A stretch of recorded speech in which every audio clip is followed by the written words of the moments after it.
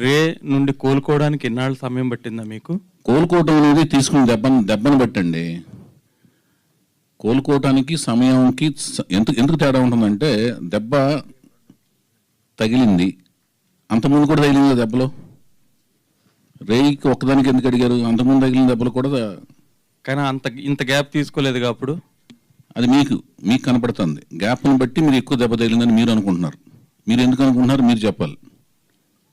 అంటే గ్యాప్ రావడానికి వేరే కారణాలు చాలా ఉన్నాయి. అవన్నీ ఏంటంటే సినిమా రిలేటెడ్ కాదు. అది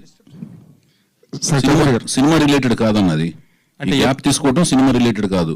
మధ్యలో రెండేళ్ళేమో కరోనా వలన సినిమా ఫీల్డ్లో స్తబ్దతగా ఉంది. ఆ కరోనా టైంలో కూడా ఆల్రెడీ రన్నింగ్లో ఉన్న ఫిల్మ్స్ తర్వాత 1.5 2 years పట్టింది.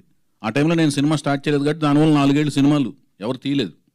కరోనా టైంలో తీయని వాళ్ళందరూ కూడా 4 ఏళ్ళు ఆగిపోయారు.